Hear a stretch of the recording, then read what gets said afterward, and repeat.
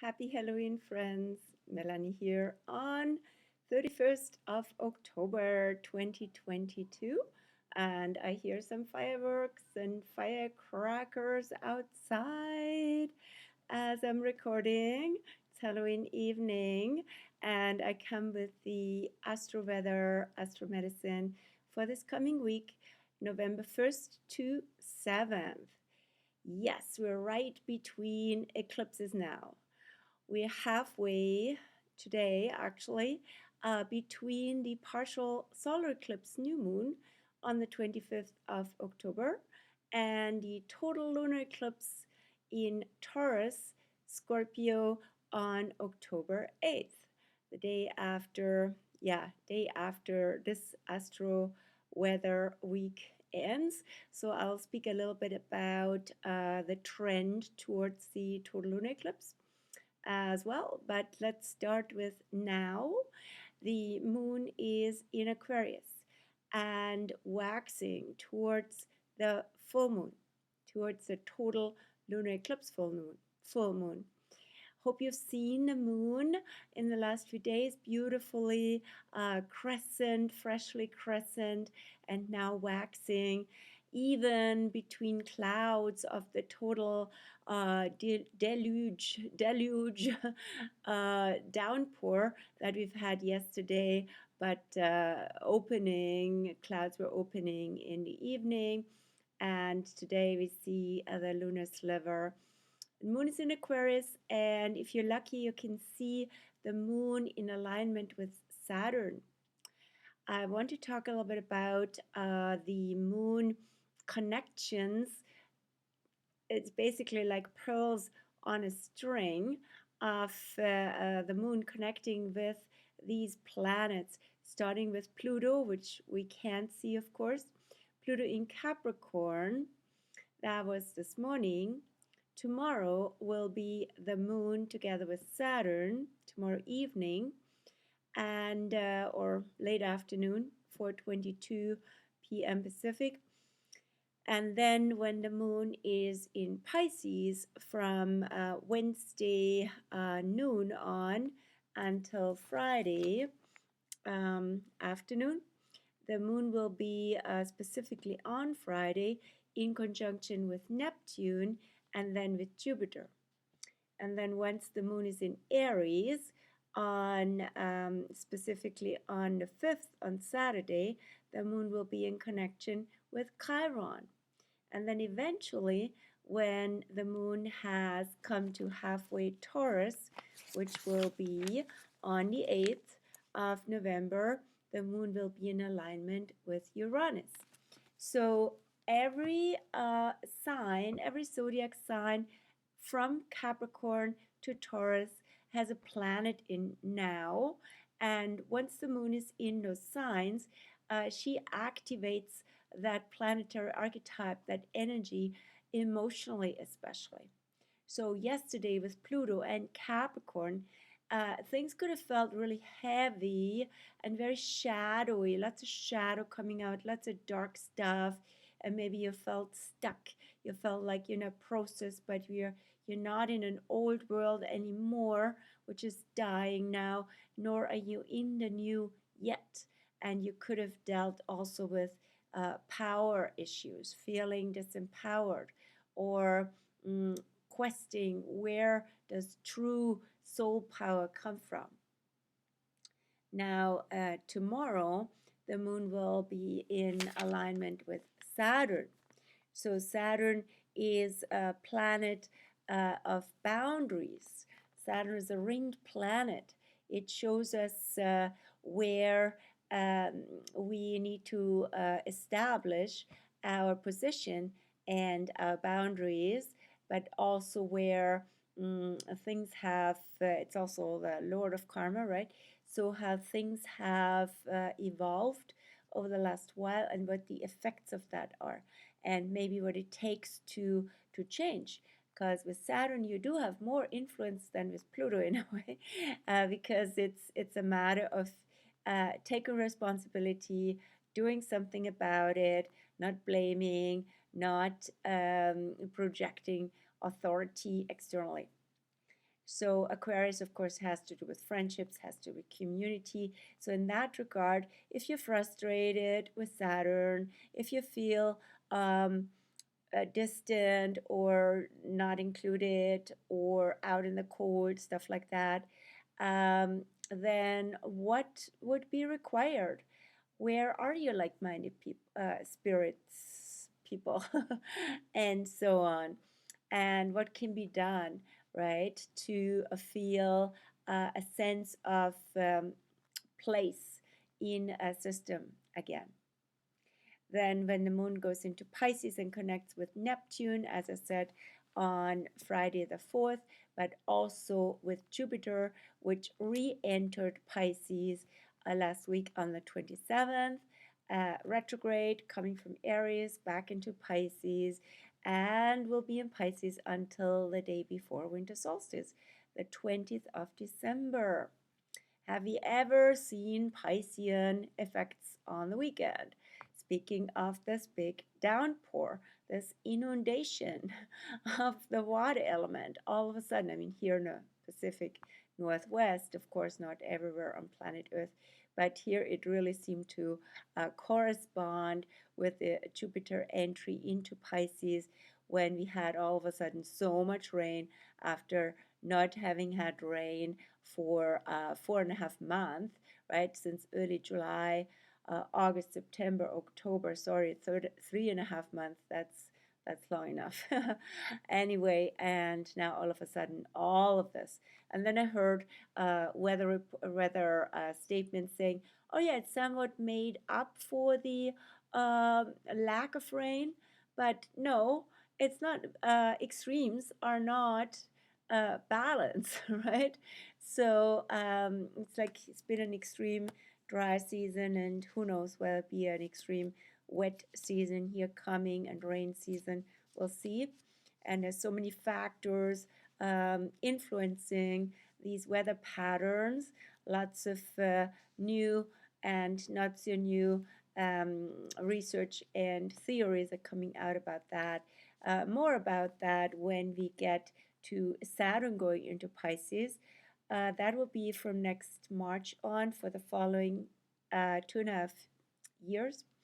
So climate and weather and influences that affect all of us, whether they're sort of hard to distance ourselves or isolate ourselves from, and that really infuse the atmosphere and show how we're all connected, will be a big issue then.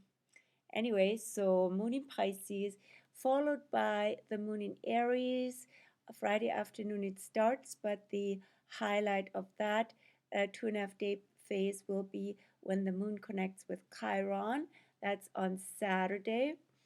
And Chiron being known to be the wounded healer, known to be the clue where to find our medicine through the wound.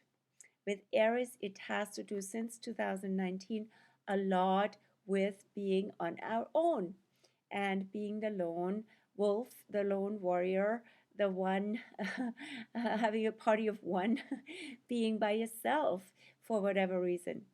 And what is the medicine?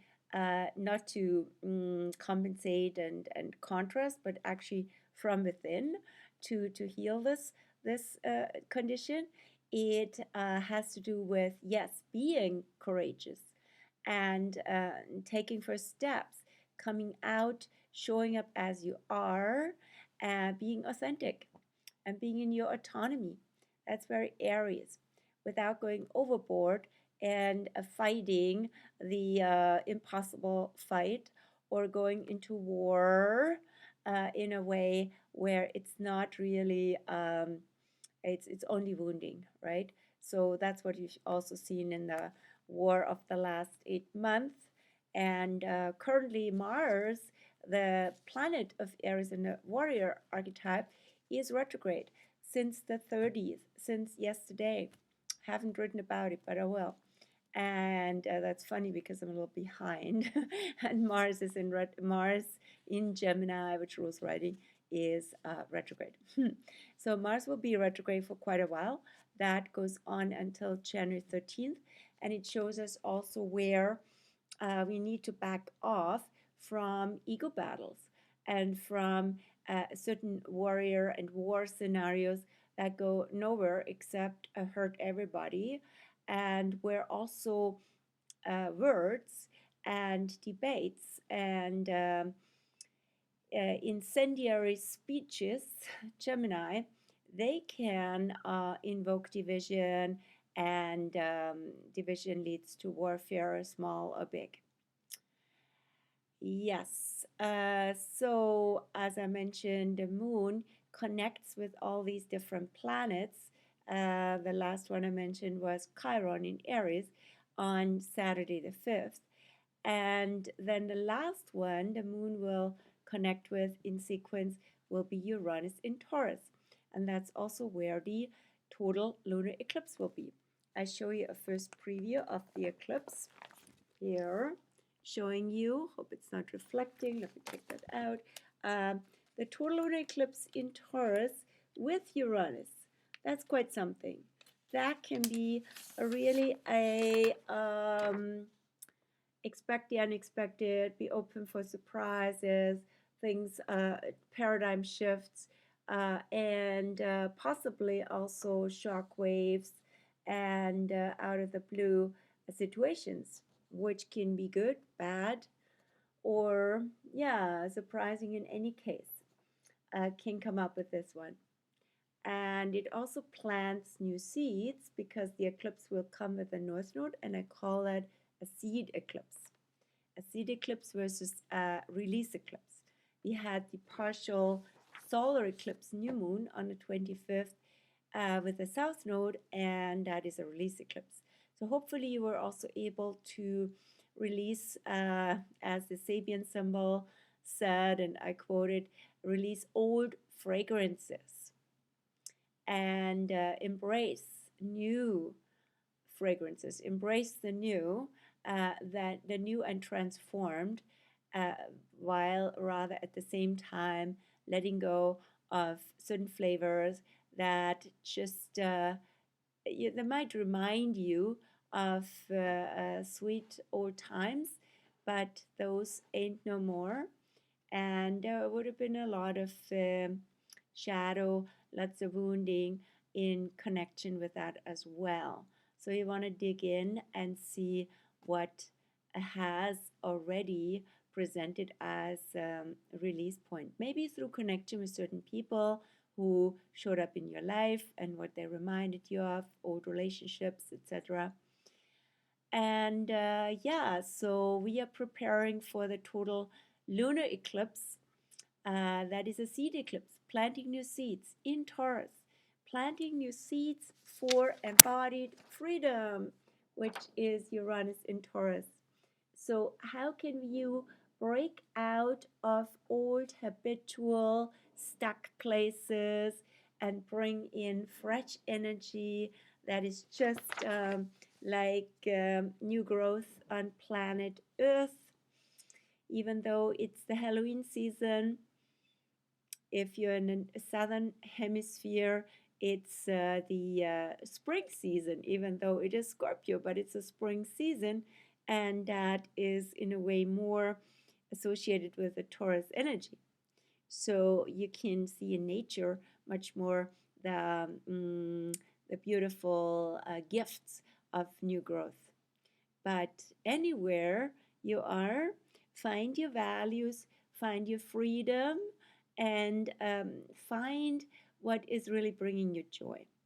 That's Taurus. And so what else is going on this week? As I said, the moon will check off all these different planets, and there have been full moons with all these different planets since July. So basically 4 months. So we had the full moon on July 13th with Pluto, that buck moon. And then we had the full moon in August 12th was it, with not far from Saturn. just double check. Okay, so the full moon was on August 11th with Saturn, and then we had a full moon, of course, the harvest moon on September 10th that came close to Neptune in Pisces while the sun was in Virgo. And then in October, on October 9th, we had the full moon in Aries with Chiron. And now we will have the full moon in Taurus with Uranus. So one after the other was bringing the themes of these archetypes to a fruition and also to see them more fully in front of us, maybe also via reflection, as the full moon is, via reflections in relationships. What does that mean for Taurus? Maybe, and Scorpio on the solar side, maybe the whole theme of seeing what they have and how free they are, or how much they enjoy what their lives while we are in the dark, or the other way around, people are jealous of you. So stuff like that. The idea would be not to play that out, that polarity and division, but actually to integrate and to see how can you be both deep and dark, go into the dark, go deep, but also be in your joyful earth body. Don't just disembody or be in a dark and painful place where you get stuck. It's more the time to actually process through all these scary Halloween type energies that in a way can present as fears, as all kinds of dark energies, resentment, anger that's repressed, and stuff like that. So it's about awareness, and it's also about releasing them, maybe even literally through being in nature, doing stuff with the garden or going for walks, being consciously connected with Mother Earth, and see how that transmutes the energy. So what else is going on this week? On November 5th and 6th, Venus in Scorpio. There's quite a bit of Scorpio energy right now. As you see also in the eclipse, there's the Sun, there's Mercury and Venus, and of course also the South Node. All of these in Scorpio. And Venus will be the first. Venus is furthest ahead.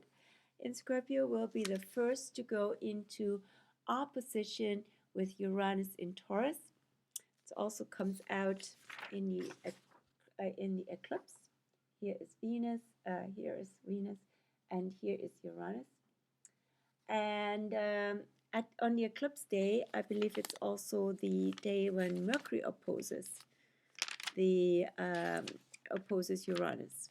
But first, it's Venus on November 5th and 6th. Yes, on the 8th, it will be Mercury. That's right. So they all oppose Uranus and square Saturn. So this T-square, this fixed T-square, is playing out all week from end of this week until end of next week.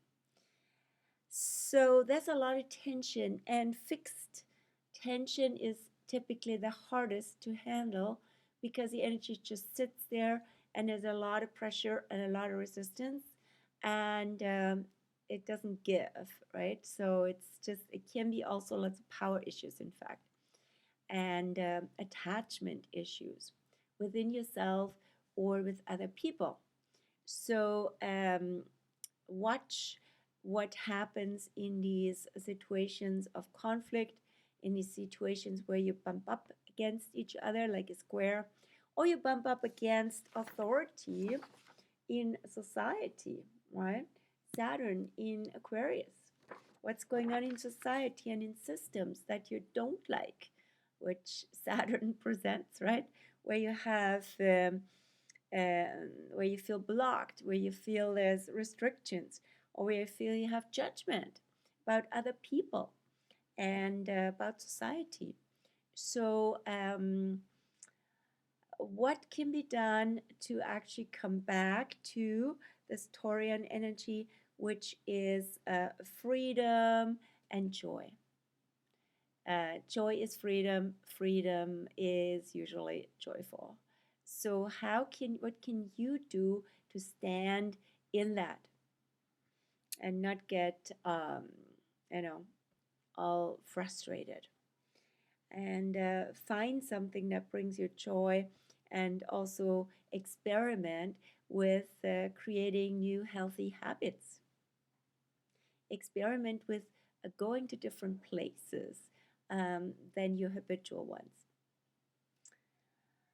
And so Venus in Scorpio can bring out, as she goes opposite this Uranus and square with Saturn, and she can also bring out the side in us, because Venus is per se not very comfortable in Scorpio, but also has an important role to play. So she can bring out the side of us where we stuff that we don't like about ourselves and others, yet we're always drawn back into it. Or we enjoy the love of power versus the power of love, right? So it has a lot to do with power and strategies with Scorpio. So things can get quite uncomfortable, quite nasty, but also juicy to transform what's usually under the surface. Can you hear that? Okay. Yay, it's happening. Could be like, I see reflections actually in that window. Speaking of the full moon, I think that's actually something happening in the inner harbor, which is on the other side. So, anyway, Halloween. And so, what else is going on this coming week? The last thing I mentioned is November 7th, the day before the total lunar eclipse, will be a day without aspects, without alignments of planets or the moon to one another. That's super rare. It happens maybe once a year. So that is an energy, sort of a free flow energy, open space, no agenda, and possibility to basically just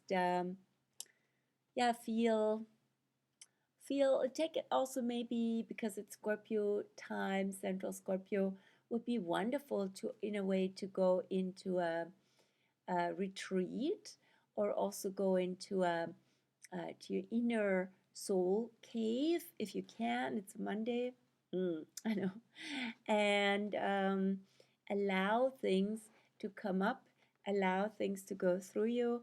Maybe do journaling, and don't have an agenda for that day. That would be great, because then something magical and unusual can come your way, and it can prepare you for the total lunar eclipse the next day. I leave it with this. And how long have I been talking to today? 23 minutes. That's good. So I see you again next week, and wish you a good transition into November. Also with All Saints tomorrow, All Souls on the 2nd. And that is, of course, also a celebration and an honoring of all the souls that have passed and are now on the other side of the veil, which is thin now. And maybe connections are being made. Maybe there are signs and messages. So be open to that. It's also in Mexico, Dias de los Muertos on the 2nd, culminating on the 2nd, but it's been going on since the weekend. And I believe it's also being celebrated again after a hiatus. So the connections with the ancestors. So I would invite you to also be open and intentionally invite them in. All the best, and I see you again next week. Take care. Bye.